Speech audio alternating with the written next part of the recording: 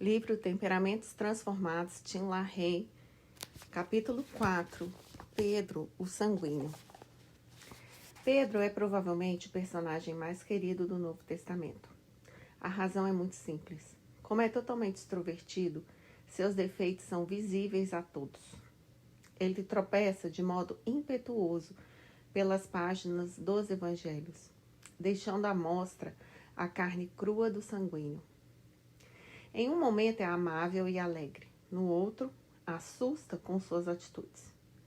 Sem dúvida alguma, é o homem mais sanguíneo da Bíblia.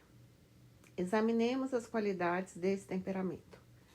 O sanguíneo é caloroso, amável e simpático. Atrai as pessoas como se fosse um imã. Tem bom papo, é otimista e despreocupado. É a vida da festa. É generoso, compassivo, adapta-se ao ambiente e ajusta-se aos sentimentos alheios. Porém, como os outros temperamentos, tem seus defeitos. Em geral, tem pouca força de vontade, emocionalmente é instável e explosivo, irrequieto e egoísta. Na mocidade, é considerado aquele que vai ser mais bem-sucedido. Raramente, entretanto, alcança o que dele se espera. Tem grande dificuldade em seguir detalhadamente as instruções e quase nunca fica quieto. No fundo dessa capa de ousadia, ele é muitas vezes inseguro e temeroso. Os sanguíneos são bons vendedores, oradores, atores e, não raro, tornam-se líderes. O apóstolo Pedro é, com exceção do Senhor Jesus Cristo, o homem que mais sobressai nos evangelhos e ocupa situação relevante nos primeiros 10 capítulos de Atos. Ele falava mais do que os outros discípulos e conversava com maior frequência com o Senhor.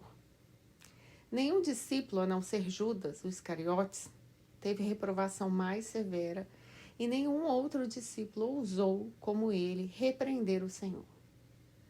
Por outro lado, nenhum discípulo testemunhou como Pedro tanto respeito e amor por Cristo e nenhum outro recebeu louvor tão pessoal do Salvador. Pedro tinha o carisma que atrai as pessoas, sejam elas daquele primeiro século, sejam os leitores do século XXI. Sem dúvida, Pedro exibia calor, intensidade e ação dinâmica.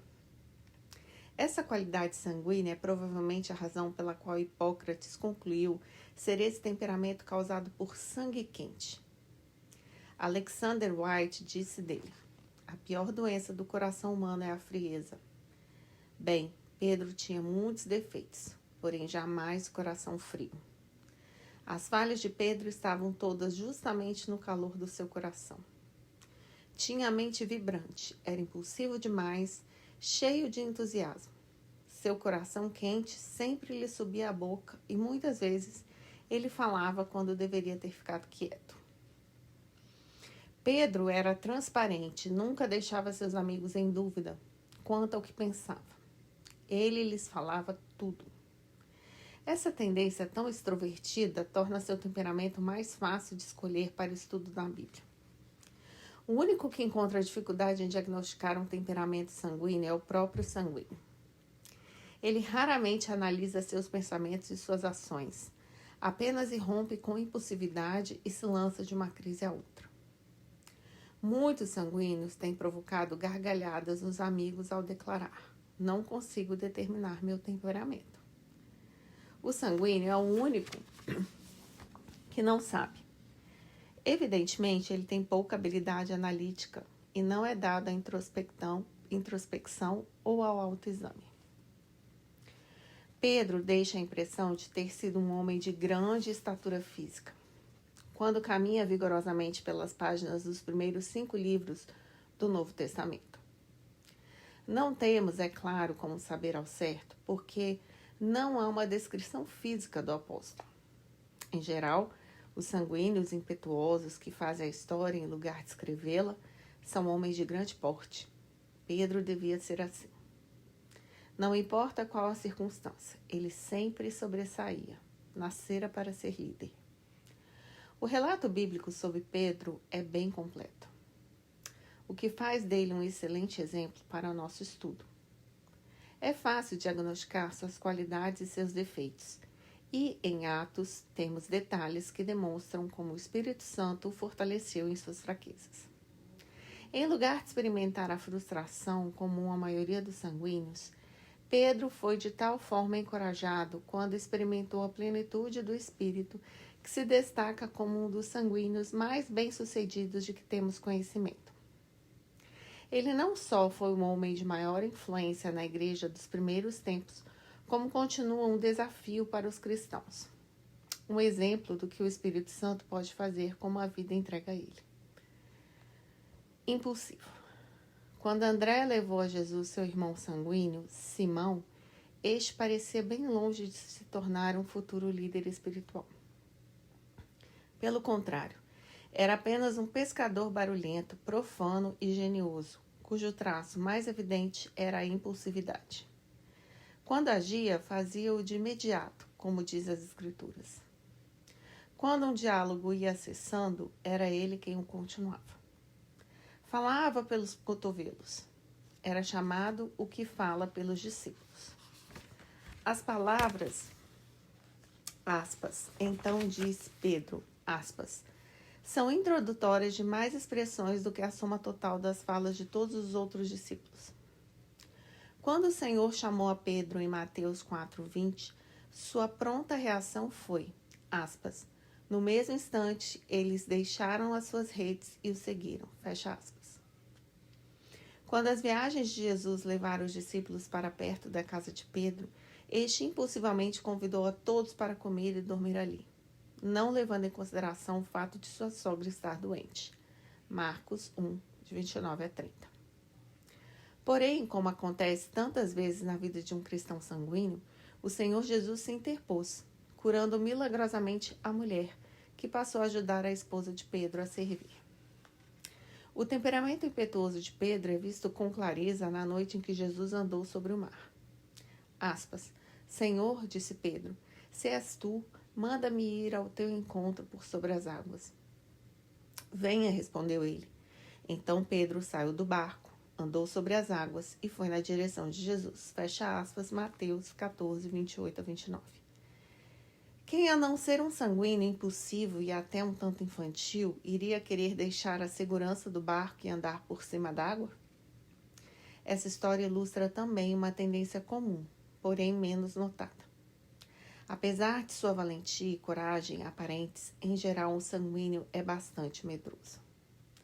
Salta sem olhar, mas logo fica apreensivo quanto às consequências do salto. Foi exatamente isso que aconteceu com Pedro. Depois de alguns passos na água, em vez de olhar para o Senhor, aspas, reparou no vento, ficou com medo e, começando a afundar, gritou, Senhor, salva-me, fecha aspas. E prontamente Jesus estendeu a mão, tomou-o e lhe disse, homem de pequena fé, por que você duvidou? Fecha aspas novamente. Mateus 14, 30 a 31. Essa característica do sanguíneo de saltar antes de olhar e depois tremer com as possíveis consequências mudará quando o Espírito Santo transformar sua vida. Ele se tornará pacífico, terá domínio próprio e esperará no Senhor, em vez de correr desesperadamente em todas as direções. Em lugar de tremer, manterá seus olhos fixos em Cristo e nas circunstâncias em que se encontra. Quem vê a situação terá suas dúvidas, mas Pedro é um bom exemplo do que se deve fazer quando dúvidas, ansiedades ou temores tomam conta de você. Ele clamou, aspas, Senhor, salva-me, fecha aspas, e Cristo o salvou. Não devemos ser demasiadamente severos com a atitude incrédula de Pedro nessa ocasião. Ao menos ele teve fé a ponto de sair do barco e entrar no mar impetuoso. Foi mais do que os outros discípulos fizeram, e alguns deles teriam lucrado se tivessem um espírito mais audacioso.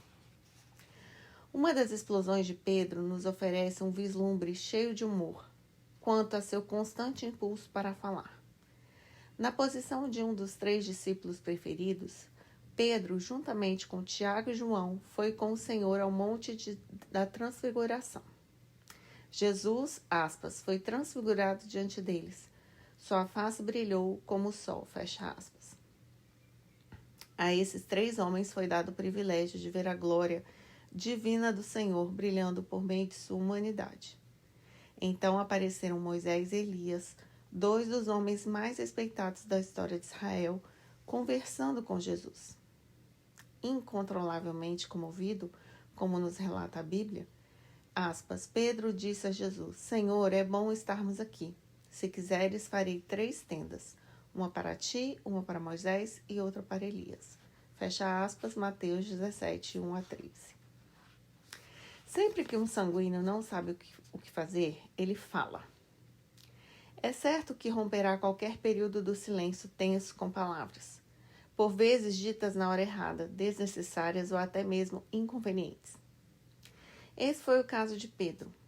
Ninguém havia perguntado, porém, ele já veio com uma resposta.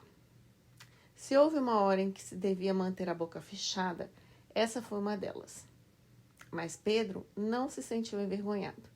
Ele tinha que dizer algo, então falou inadvertidamente. Aspas, Senhor, é bom estarmos aqui. Fecha aspas. Não é exemplo clássico? Ali estava ele, desfrutando o raro privilégio de ver 2 homens que haviam morrido cerca de 1000 anos antes, e disse, é bom estarmos aqui. E isso não bastou. Nosso tagarela impulsivo prossegue sugerindo que façam 3 tendas.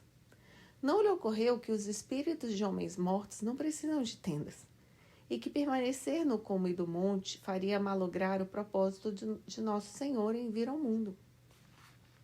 Sei que as intenções de Pedro eram boas, geralmente o são, mas nada muda o fato de que suas ideias impulsivas e impensadas são frequentemente mal dirigidas.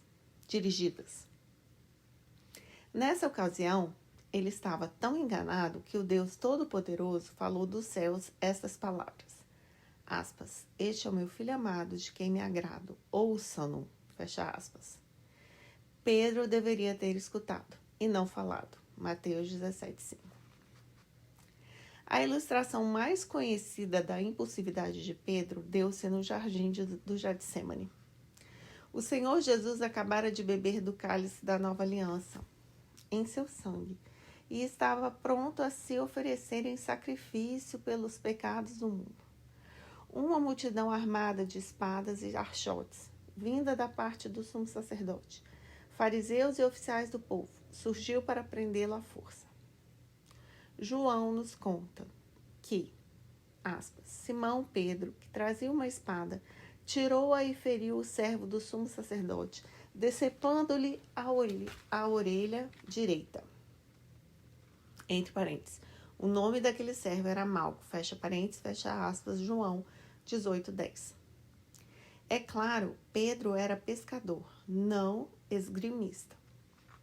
Provavelmente apontou para a cabeça de sua vítima, mas ou o homem se abaixou ou Pedro não tinha prática, por isso só lhe cortou a orelha. Mateus explica a razão da atitude de Pedro quando Jesus perguntou, aspas, você acha que eu não posso pedir a meu pai e ele não colocaria imediatamente à minha disposição mais de 12 legiões de anjos? Fecha aspas, Mateus 26:53. O problema de Pedro era que ele não pensava. Os sanguíneos, por natureza, agem, não pensam.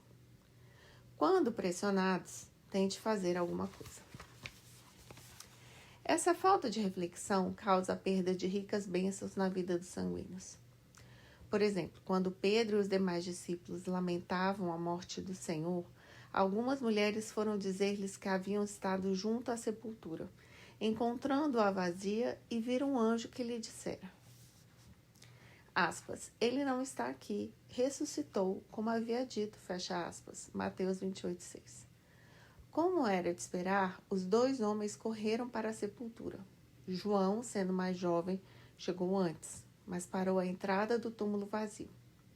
Ao chegar, Pedro empurrou o companheiro para passar à sua frente e correu para dentro do túmulo.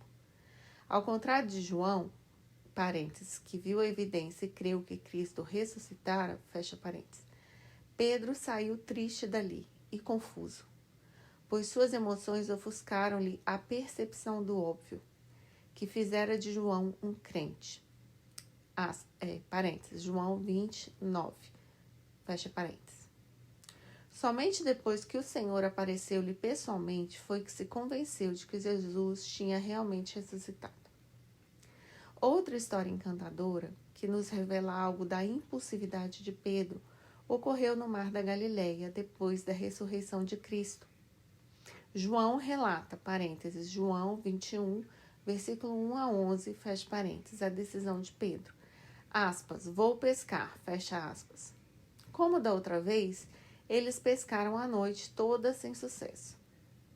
Jesus surgiu na praia e mandou que os discípulos lançassem as redes do outro lado do barco.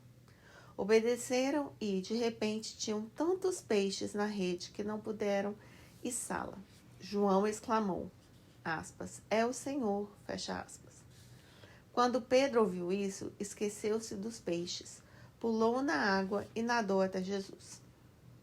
Tipicamente sanguíneo, deixou o trabalho inacabado quando encontrou algo mais atraente para fazer. Nós elogiamos Pedro por seu amor a Cristo nessa ocasião, mas ele deixou a tarefa para os outros terminarem, apesar de lhes ajudar quando chegaram mais perto da praia. Os sanguíneos não são preguiçosos, mas tendem a pular de uma coisa para outra. Têm pouca capacidade de concentração. Desinibido. Nem todas as ações impetuosas de Pedro foram de fato negativas. Em diversas ocasiões, ele fez o que, inesperadamente, coisas tão maravilhosas que até hoje, quando lemos os relatos, sentimos nosso coração aquecer. Os sanguíneos têm essa agradável capacidade. Na hora em que se está mais irritado por causa da falta de consideração alheia, eles fazem alguma coisa que inspira afeto. Assim era Pedro. É muito difícil não amar um sanguíneo, às vezes, apesar dele mesmo. Um desses episódios ocorreu nos primeiros dias do ministério do Nosso Senhor. Lucas 5, de 1 a 11. Uma multidão se aglomerou ao redor de Jesus à beira-mar para ouvir seus ensinamentos. Ele entrou no barco de Pedro e pediu que o empurrasse para um pouco mais longe da praia. Terminando a mensagem, Jesus pediu a Pedro, aspas, vá para onde as águas são mais fundas e a todos lancem as redes para a pesca, fecha aspas. Simão, o sanguíneo, em desânimo, respondeu, aspas, mestre, esforçamo-nos a noite inteira e não pegamos. Mas porque és tu quem está dizendo isto, vou lançar as redes, fecha aspas. Uma das tendências de sua personalidade valeu-lhe bem, pois os sanguíneos gostam de agradar. Têm prazer em se acomodar às pessoas e muitas vezes fazem qualquer coisa que possam para não descontentar. Aspas, mas, porque és tu quem está dizendo isto, vou lançar as redes, fecha aspas. Logo que lançou a rede, pegaram tal quantidade de peixes que as redes começaram a rasgar-se, a ponto de começarem a afundar. Foi então que Simão, o sanguíneo, fez algo que enternece o coração dos cristãos. Comovido sem acanhamento algum, ele prostrou-se aos pés de Jesus e disse, afasta-te de mim, Senhor, retira-te de mim, porque sou um homem pecador. Essa emoção explícita é típica do sanguíneo. Muitas pessoas julgam que quem possui este temperamento é hipócrita ou um tanto falso, por ter atitudes precipitadas em público. Isso não é verdade. Os sanguíneos são muito desinibidos, com tendência a fazer aquilo que lhes vem à cabeça. Provavelmente a impulsividade os preocupará mais tarde. Mesmo assim, é comum vê-los mostrar seu íntimo com toda sinceridade. Sem dúvida, era esse o caso de Simão, que se esqueceu de todos os demais e adorou abertamente o Senhor. Essa sinceridade é evidenciada quando, pouco tempo depois, ele obedeceu ao chamado do mestre, deixando suas redes e seguindo. Falante. Encontramos outro efeito positivo da língua impossível de Pedro em Mateus 16, de 13 a 20.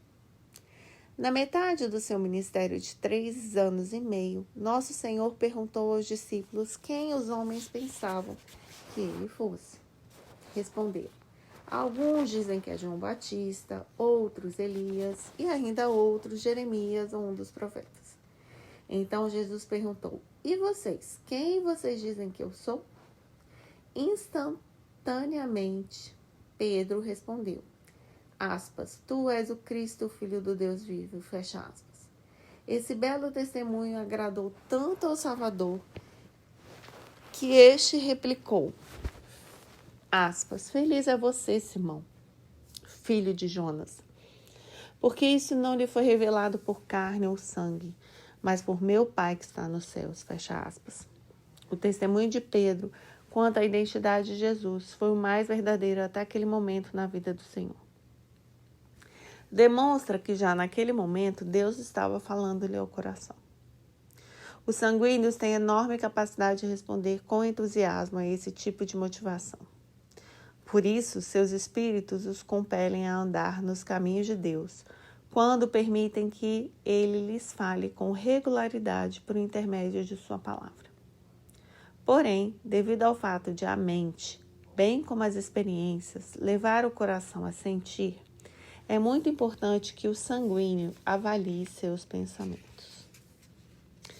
Duvido que a resposta de Pedro fosse premeditada. Ele não era analítico, mas ouvira os ensinos insuperáveis de Cristo e tinha visto sua vida singela e santa durante quase 2 anos. Intimamente sabia que esse homem era mais que humano, era divino. Então, quando a pergunta lhe foi feita, Pedro apenas disse o que sentia. Somos todos inspirados pela resposta maravilhosa de Simão, o sanguíneo. De todos os eventos na vida do apóstolo sanguíneo, meu episódio favorito se encontra em João 6, de 66 a 69. Se esse fosse o único episódio relatado da vida de Pedro, eu já o amaria tão somente por isso. O Senhor Jesus era divino quando andou sobre a terra, mas era também genuinamente humano, a ponto de ter fome, cansaço, entristecer-se, chorar e ser movido de compaixão. Perto do fim do seu ministério terreno, João nos relata um desses momentos. Muitos queriam seguir Jesus a fim de receber os pães e peixes e suas curas, enquanto Jesus queria que as pessoas o adorassem pelo que era, por quem era, e pela verdade que proferia. Começou então a enfatizar as dificuldades que seus seguidores encontrariam se realmente o aceitassem e acompanhassem. Isso foi difícil demais para um grande número de pessoas, pois lemos que muitos dos seus discípulos voltaram atrás e deixaram de segui-lo. Com profunda tristeza, o mestre perguntou aos 12, aspas, vocês também não querem ir? Fecha aspas. Pedro, amável, impulsivo, quebrou o silêncio com as palavras imortais. Aspas, Senhor, para quem iremos? Tu tens as palavras de vida eterna. Nós cremos e sabemos que és o Santo de Deus. Fecha aspas, João 6, 69. Em quase 2000 anos, homem algum pôde superar essa declaração clássica. Sim, Pedro era todo o coração. Mas quando aquele coração estava firmado em Jesus Cristo, ele se saía muito bem.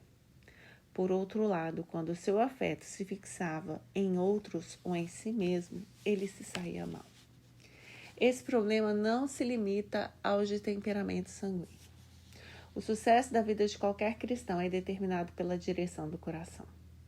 É por isso que o Espírito Santo nos instrui, aspas, mantenha o pensamento nas coisas do alto e não nas coisas terrenas, fecha aspas, Colossenses 3:2. Egoísta.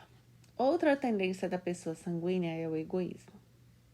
Segundo o seu tipo, Pedro não poderia ter sucesso sem que isso lhe subisse a cabeça. No mesmo capítulo em que Mateus relata sua excelente confissão, Mateus 16, vemos sua queda trágica. O Senhor elogiou a Pedro no versículo 17 por aquilo que ele dissera e prometeu-lhe as chaves do reino dos céus. Mais tarde, Pedro, cheio do Espírito Santo, usou essas chaves ao pregar o evangelho aos judeus. Atos 2. E na primeira pregação do evangelho aos gentios. Atos 10. Mas em seu fervor, teve a ousadia de repreender o próprio Senhor Jesus, chamando-lhe a atenção pelo que pretendia fazer.